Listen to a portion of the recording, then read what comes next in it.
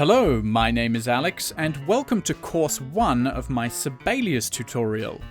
This tutorial is for people who wish to take their Sibelius skills to the next level, and so even for Course 1, I'm going to be assuming that you already have at least a very basic understanding of how to use Sibelius. I'm going to be expecting that you've at least played around with the program a little bit. In Course 1 of this tutorial, I will be showing you how to make your workflow as fast, fluent, and painless as possible, and we'll also be giving you a bit of insight into how to produce professional-looking work. And I'll also be taking you through some very powerful features in Sibelius. In this particular lesson, though, as a sort of quick introduction, we're just going to be quickly looking at Sibelius' startup procedure and how to change some basic program preferences. So I'm going to start up Sibelius now, and as you've probably heard a million times before, when Sibelius starts up, it plays music. Now, all versions of Sibelius do this, and always have, and to be quite honest, if you're going to be working on this program frequently, the startup music will eventually drive you insane. So I'll be showing you how to turn that off, but first, let's talk about the Quick Start window. Now, if you haven't changed any settings, the chances are that when you open up the program, you will land here at the Quick Start menu. Now, there is a lot of discussion as to whether the Quick Start menu is actually helpful or not. Most people tend to think that the selection of ensembles on the first page is a bit useless because in most cases, by the time you find the ensemble you require in the list here, you may as well have just entered the individual instruments one by one anyway. So, if you don't find this particular menu helpful, you can actually disable it down the bottom here.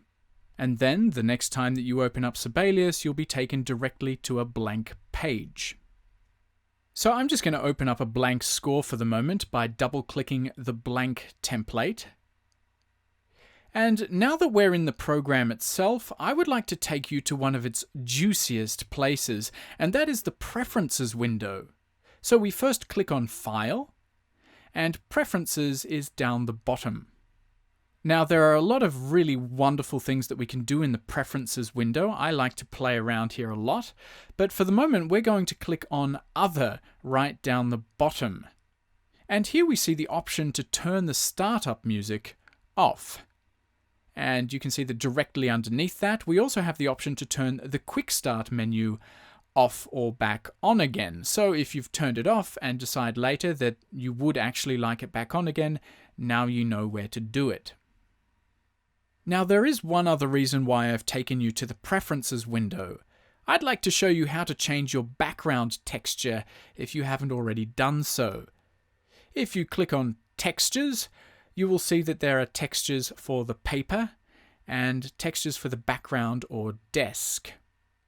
So you might be thinking, is this really that important? To which I would answer, yes. If you're going to be spending hours and hours fiddling around with this program, you're going to want to feel as comfortable as possible, and this applies to the textures on your screen as well. I, for example, always choose textures and colors that I find aesthetically pleasing, that are also a bit vibrant, but still relatively soft on the eyes.